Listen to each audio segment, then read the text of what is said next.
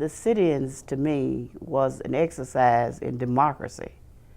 We were expressing our rights under the Constitution of the United States to protest and to be against something. You got to remember that during that period of time, there were actually Jim Crow laws. There were actually laws that allowed the shop owners and restaurant tours or whatever they are to actually do what they were doing. They had the law was actually on their side. I can remember the student advisor was Mr. Porter at Lane College, and when we got ready to volunteer, so to speak, about the sit-ins, initial sit-ins, he had warned us that there was probably going to be some violence. They would rather use boys to go into these restaurants, especially because they didn't know what the reaction would be from the people there.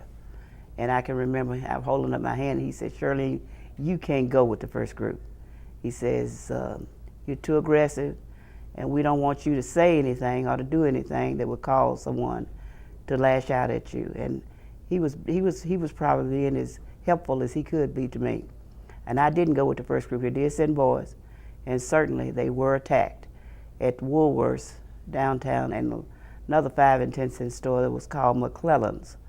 And these young men were attacked and arrested, of course, and carried to jail. But I did get a chance to go with the second group. It was a little less physical with the second group, although white people did come by, poured water on us, threw eggs at us and those kind of things, just enough to harass us and try to make us get up.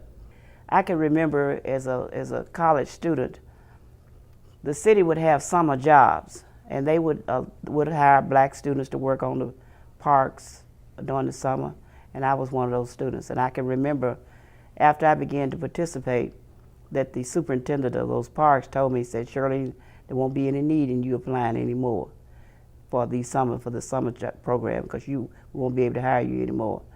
And because I said, "Why?" And he said, "Because you are doing those sit-ins."